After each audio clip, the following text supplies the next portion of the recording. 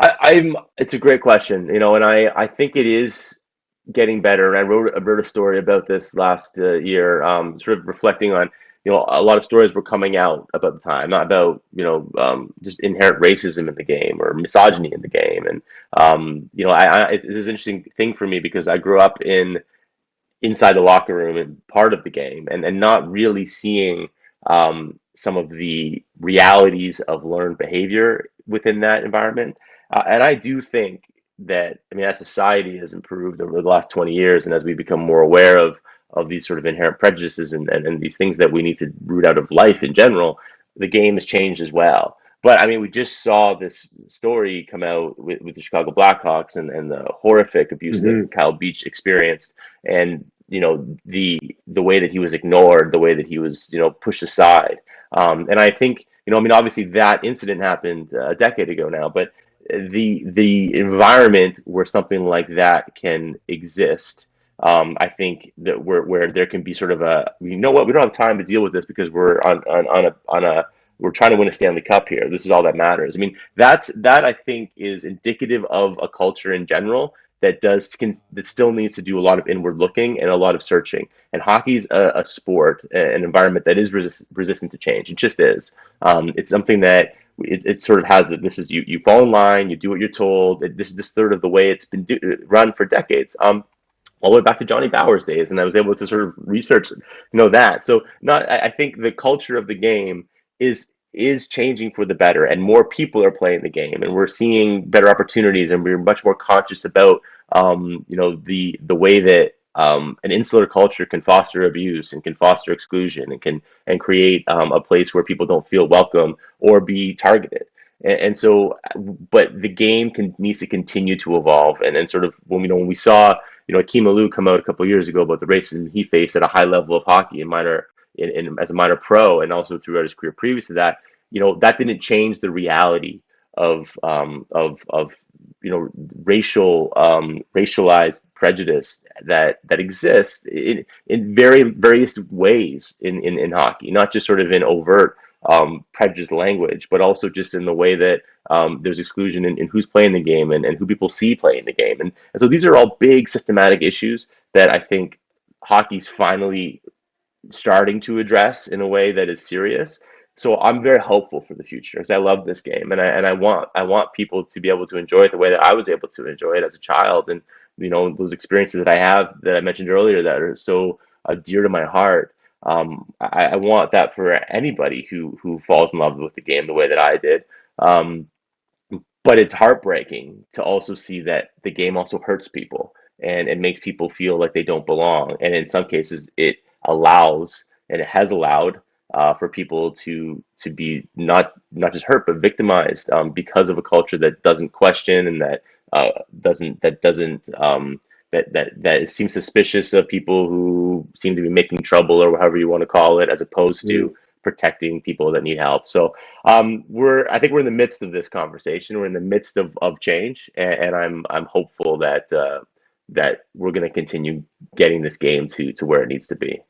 Yeah, the don't rock the boat culture has to go for sure, no doubt about that. As a journalist, what do you think of the work that Rick Westhead did uncovering this story, really? Oh, just exceptional work. I mean, Rick always does exceptional work. I'm a big fan of his and know him personally, and I've always sort of looked at him and the investigative work that he does, sort of as something that we all should be aspiring to as journalists, because he asks tough questions. He does not get pushed back when someone tries to push him back, when they try to ignore him. He continues to persist, and he has worked exhaustively on this story and others. And so I mean, it's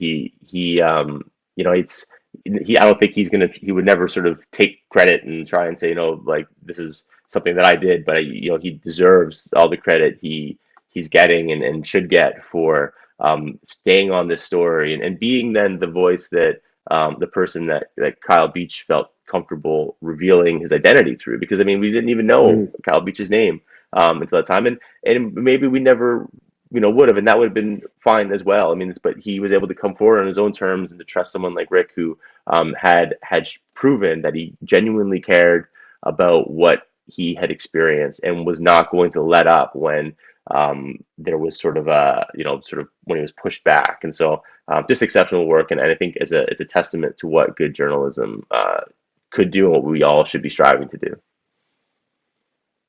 Yeah, apparently at the one of the news conferences, they wouldn't let Rick ask any of the questions to the commissioner and Bob Daly, is from what I understand. But finally, they say, "Well, you haven't let Rick Westhead ask a question yet, guys. What's going on here?" So they finally did. Yeah. But what do He you? has, I Let's mean, he talk has about a the good NHL's relationship, the way they yeah, handle with this. them. Yeah, yeah, Yeah, yeah. I mean, it's interesting. I mean, I think, the NHL tends to react when they need to react as opposed to getting ahead of things when and being more proactive. And so, I mean, the reaction of, seeing Joel Quenneville and seeing people dismissed and losing their jobs for these things and resigning or whatever they were whatever happened in terms of what they were told or just did on their own accord. I Yeah. mean, I think that's what needs to happen. I know they've sent out a memo to the league and under to all the owners and sort of underscoring and league teams underscoring the importance of like this culture is not going to be tolerated. They're saying, I guess, the right things, but again, it's one of those things where it's all reaction, and it feels sometimes like it's sort of okay, now we've got to get ahead of this. Maybe see with the NHLPA. I know they're going to be doing an independent investigation right now, but we're hearing, Hmm. the claims from Kylebeach about sort of what that he was ignored. I mean, those are very serious claims. I mean, these are the NHLPA is there to protect players, and so there's big questions. I think in terms of the system. And how the system operates and how it reacts and what its intention is. Is the intent to just protect the brand and a product and carry a business forward, or is it genuinely to protect the people within that product, the people who dedicate their lives to this game, and to make sure that that this kind of victimization, this kind of abuse can't happen? I mean, it is absolutely horrific when you read that report and you see how at this level of the game, at this time, at this kind of a thing can occur and then be ignored.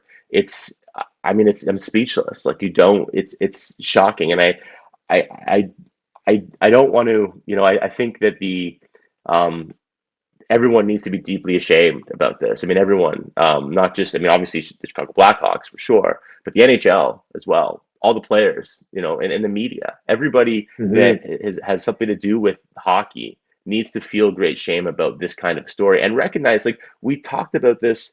When the Graham James story came out, I mean, we were having the same Hmm. conversation. Well, we'll get rid of this in the game. But then this continues the opportunities to for somebody to abuse somebody else exists in a, as you mentioned before, a culture where there's sort of don't rock the boat, don't ask questions. It's all about winning. It's all about moving forward.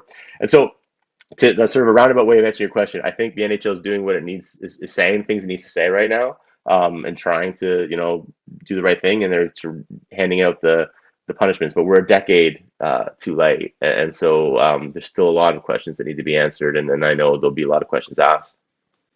Well, there's an opportunity now for the NHL, the NHLPA to be organizations that can become proactive. And right now, this is the put up or shut up. Hmm. It's time. You either become organizations that become proactive and precipitate change, or you continue doing what you've always done, and we just wait for the next one, And I right? really hope that that's what happens this time. Yeah, I mean, I hope that it's not reactive again next time. And I guess that the reality is the proactiveness is something we might not be able to see, but we need to see tangible effort, tangible change. We need to protect people in sport across a wide range of issues, and so I'm deeply hopeful that for that, because I don't have to have this conversation again in 10 years about something happening right now that ended up, despite everything. Um, uh, Carry at all levels, maybe junior hockey, minor hockey, pro hockey. I mean, this is something that everybody that cares about the game needs to make a culture change, and that's what it is, a priority. And let's hear it for Kylebeach, right? And the courage that he showed and all this. And let's not forget, but by doing what he did, I mean man, that's incredible, because now we get to Incredible. see, firsthand the effects of this, and see what this is all about. And and thank you, Kyle, for doing that, because you're going to help a lot of people. You're going to give people a voice, let people know that we've talked about it a few times in the show today, like reaching out, asking for help. Don't be afraid, because that's how we get out of the ruts that we're in, is when we reach out and ask for help.